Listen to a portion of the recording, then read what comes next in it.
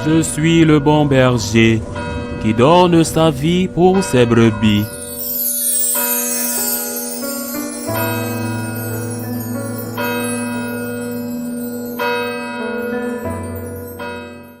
En ce temps-là, Jésus sortit de nouveau le long de la mer.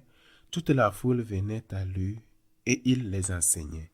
En passant, il aperçut Lévi, fils d'Alphée, assis au bureau des impôts. Il lui dit, « Suis-moi. » L'homme se leva et le suivit. Comme Jésus était à table dans la maison de Lévi, beaucoup de publicains, c'est-à-dire des collecteurs d'impôts, et beaucoup de pécheurs vinrent prendre place avec Jésus et ses disciples, car ils étaient nombreux à le suivre. Les scribes du groupe des pharisiens, voyant qu'il mangeait avec les pécheurs et les publicains, disaient à ses disciples, « Comment il mange avec les publicains et les pécheurs ?» Jésus, qui avait attendu, leur déclara, « Ce n'est pas les gens bien portants qui ont besoin du médecin, mais les malades. Je ne suis pas venu appeler des justes, mais des pécheurs. » Acclamons la parole de Dieu. Parfois, certaines personnes, et je ne veux pas croire que ce soit par malice, mais plutôt par ignorance, se plaignent de la présence de pécheurs dans l'Église. Et je dis qu'elles se plaignent par ignorance, car que se passerait-il si les pécheurs n'étaient pas admis dans l'Église? Qui y serait? La Vierge Marie, l'Église triomphante, mais ici-bas, l'Église militante, qui serait là? Nous sommes tous pécheurs dès notre naissance à cause du péché originel. Et puis, chacun de nous a ses propres péchés. Lorsque je m'adresse aux franciscains de Marie, ils me demandent conseil sur la manière de procéder à un examen de conscience. Je leur donne 3 points, chacun comportant des multiples aspects. 3 points fondamentaux. Premièrement, les péchés commis, les 10 commandements. Examinez votre conscience au regard des 10 commandements. Deuxièmement, les péchés par omission. Le bien que vous auriez pu faire, non pas le bien impossible, mais le bien que vous auriez pu faire et que vous n'avez pas fait. Troisièmement, votre tempérament. Votre tempérament en soi n'est pas un péché. Il n'est pas coupable de s'emporter, mais souvent, lorsqu'il n'est pas maîtrisé, il devient une cause de péché. Prenons l'exemple de la colère. Il y a des gens calmes et il y en a d'autres, je l'avoue, qui ont tendance à se mettre en colère. Si vous ne maîtrisez pas votre tempérament, vous commettez un péché. Et ce n'est qu'un exemple que vous avez.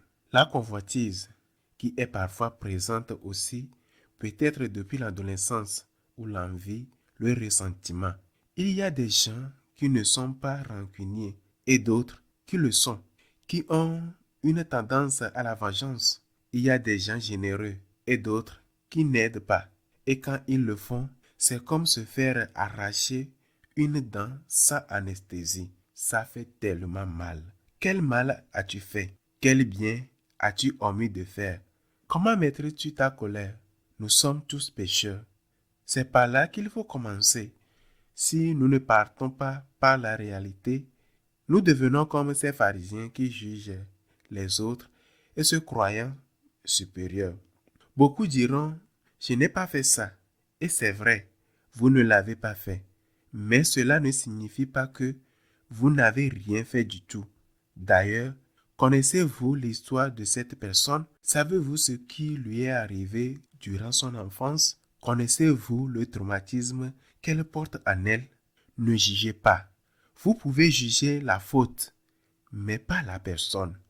Notre Seigneur est venu pour nous, pour les pécheurs.